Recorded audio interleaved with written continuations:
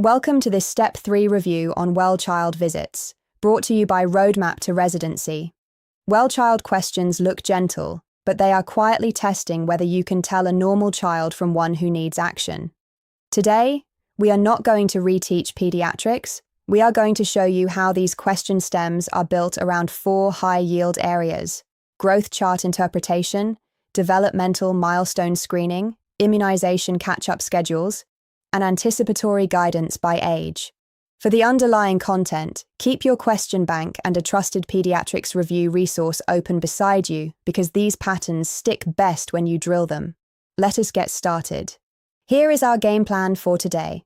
First, we will read growth charts, milestone clues, and vaccine histories the way a pediatrician does, always asking what to do next for this specific child. Second, we will train the single most important instinct in this whole topic, which is telling reassurance apart from referral so you know when a finding is normal and when it triggers a workup. Third, we will master catch-up vaccine logic and the age-based anticipatory guidance stems that show up again and again. Along the way, we will walk through several practice questions together and explain exactly why each answer choice is right or wrong. This video assumes you already have baseline pediatrics knowledge. We are here to sharpen how you take the test. Our first strategy is to read the growth chart as a trend, not a snapshot. A single point on the curve almost never answers the question. What matters is the direction over time. A child who is always tracked along a low percentile, steady and parallel to the curves, is usually just a small, healthy child. The child who worries you is the one crossing 2 major percentile lines downward because that change is the real signal. Then, match the pattern to the cause. When weight falls first, before length, before head circumference, that order points toward inadequate calories. Short stature with normal weight gain points somewhere else entirely, and a head that was small from the very beginning raises its own separate concerns. On step 3, the sequence in which the curves drop is the buried clue that selects your answer, so always ask which measurement fell first. Strategy 2 is to anchor developmental milestones to a few key ages, because this is where the exam loves to test you. You do not need every milestone memorized. You need a handful of solid anchors in each domain. A social smile by about 2 months, sitting without support around 6 months, a first word near 12 months, 2-word phrases by about 2 years. Once those anchors are locked in, you can instantly judge whether the child in the stem is on track or genuinely delayed. The harder skill is knowing when to act. A single soft delay in just one domain, in an otherwise thriving child, often just means close follow-up, but certain findings are true red flags. Losing skills the child already had, no babbling or gesturing by 12 months, or no single words by 16 months. Those flip the answer away from watchful waiting and toward formal developmental and hearing evaluation. Strategy 3 is catch-up immunization logic, and it rests on 3 rules the exam tests over and over. First, count from where the child is. A child who has fallen behind never restarts the series. You pick up wherever they left off, give the next dose at this visit, and schedule the rest at minimum intervals. The trap answer always tempts you to start the whole series over. You almost never do that. Second, mild illness is not a reason to wait. A runny nose, a low-grade fever, or a current course of antibiotics are not contraindications. The stem dangles that cold, hoping you defer the shots. Give them today. The true contraindications are narrow, such as a severe allergic reaction to a prior dose or a specific live vaccine concern in pregnancy or significant immunocompromise. Third, catch up at every visit, because every encounter is a chance to give the doses that are due and overdue rather than pushing them to some future appointment. Let us work through our first practice question, and this one tests growth chart interpretation. A 9-month-old infant comes in for a well-child visit. The weight started at the 50th percentile at birth and has now fallen below the 3rd percentile. But here is the key detail.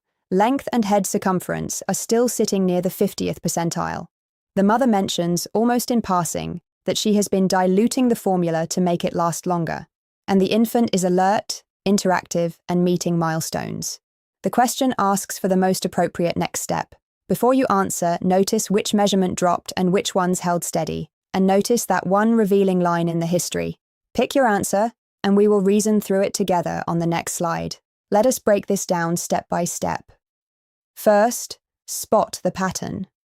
Weight has crossed major percentile lines downward, while length and head circumference hold steady.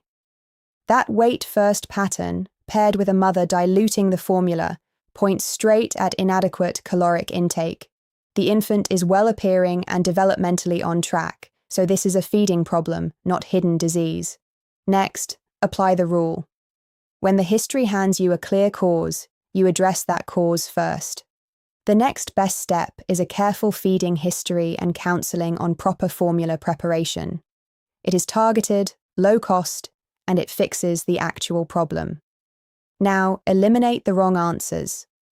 A broad laboratory and genetic workup is the overkill trap when a feeding cause is sitting right there in the stem. Admission is far too aggressive for a stable, interactive infant, and reassuring the family while waiting 6 months ignores a real downward trend and delays the help this baby needs. The correct answer is to obtain a feeding history and counsel on proper preparation. Here is our second practice question, and this one is about developmental milestone screening. An 18-month-old boy comes in for a well-child visit. He says no clear words. He does not point to objects he wants. He does not respond consistently when his name is called, and he makes limited eye contact. His gross motor skills, by contrast, are completely age-appropriate. And importantly, the parents raised these same concerns at the previous visit. The question asks for the most appropriate next step. As you read, count how many red flags are stacking up, and notice that this is the second time the family has flagged it. Choose your answer, and we will reason through every option on the next slide. Let us work through this answer. First, spot the red flags, because the stem is stacking them deliberately. No words and no pointing by 18 months.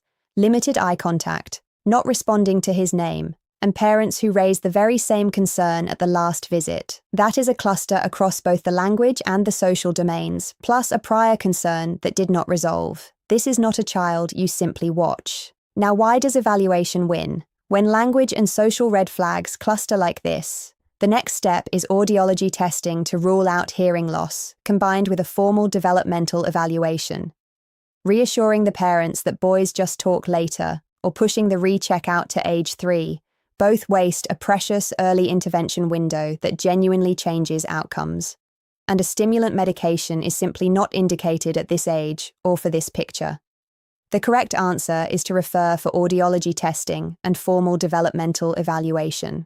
Let us talk about anticipatory guidance by age, because the exam expects you to match the right safety counseling to the right stage. First, match the advice to the age. Infants sleep on their back, on a firm surface, with nothing soft in the crib. Car seats stay rear-facing through the toddler years. The water heater is set below a scald threshold, and as the child becomes mobile, small objects, cords, and medications go up and out of reach. Second, treat the child's age as the answer key. The correct guidance is whatever prevents the most common danger at that exact age. Drowning and poisoning risk climb as toddlers start to explore everything. Older children need helmet, seatbelt, and safe firearm storage counseling. So read the child's age first, then choose the answer that prevents the leading injury for that stage. The age quietly points you to the answer almost every time. Here is our third practice question, and it tests immunization catch-up logic. A 15-month-old child, new to your clinic, has received no vaccines since 2 months of age, because the family moved several times and fell out of care. Today, the child has clear nasal discharge and a temperature of 38 degrees, but the child is feeding well, active, and otherwise well-appearing. The question asks for the most appropriate next step. As you read, notice 2 things the test is daring you to mishandle: a child who is badly behind schedule and a mild cold sitting right next to the vaccine decision. Choose your answer, and we will reason through every option on the next slide. Let us break down this answer. First, the catch-up rule. A mild cold with a low-grade fever in a child who is well-appearing is not a contraindication, and a child who has fallen behind never restarts the series. So you give all the due and overdue vaccines today using a catch-up schedule, then space the remaining doses at minimum intervals. That is the whole answer.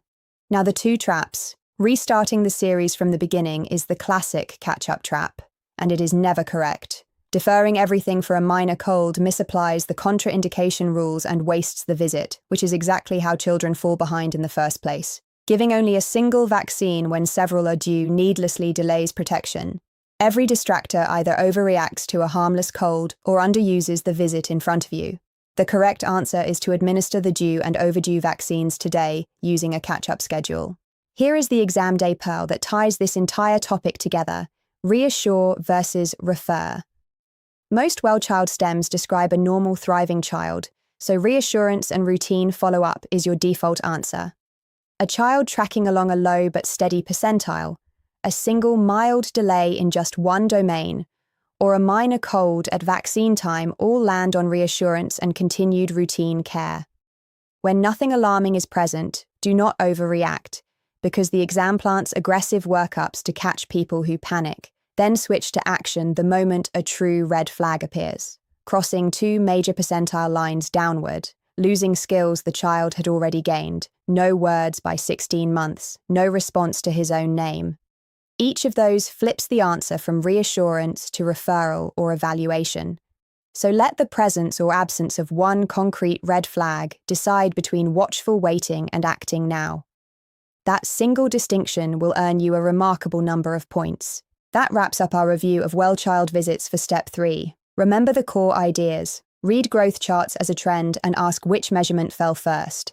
Anchor milestones to a few key ages and know the red flags that turn reassurance into referral. Never restart a vaccine series, and do not let a mild cold stop you from catching a child up today. And match anticipatory guidance to the leading danger at the child's exact age. Above all, hold on to the one instinct that runs through every question. Reassure the normal child and act on the true red flag. The best way to lock all of this in is to drill questions in your question bank under timed conditions, with a trusted Pediatrics review resource beside you, and read every explanation, even on the ones you got right.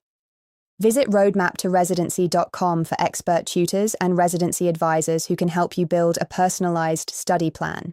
If you found this video helpful, please like and subscribe so you do not miss our next board review session. Good luck on your exam, and we will see you in the next video.